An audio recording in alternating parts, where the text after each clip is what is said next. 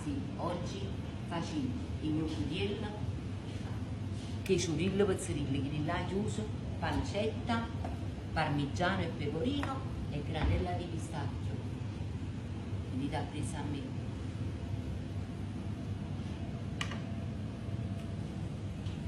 Allora, per prima cosa pigliate questi ciurilli qua e facete pizzerillo, vedete così. Guardate.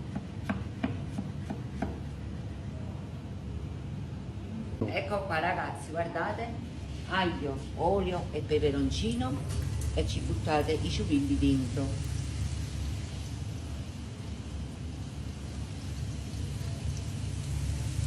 Ecco qua ragazzi, li fate soffriggere, guardate.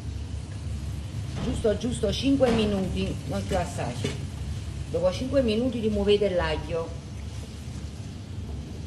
Aggiungo un po' di pancetta, dei ciurilli, guardate.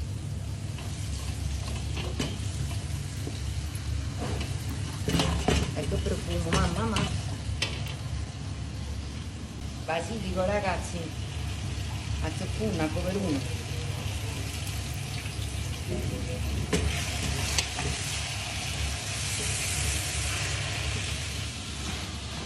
Allora ragazzi, la pasta l'ho buttata in gnocchetti piccoli, poi potete usare qualsiasi tipo di pasta volete voi.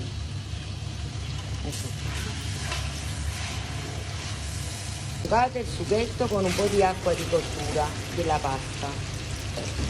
Ecco qua ragazzi, la pasta è pronta, la prendo direttamente dall'acqua di cottura e la metto nel sughetto che ho preparato prima.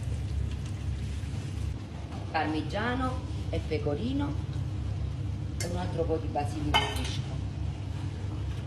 Guardate qua ragazzi, guardate.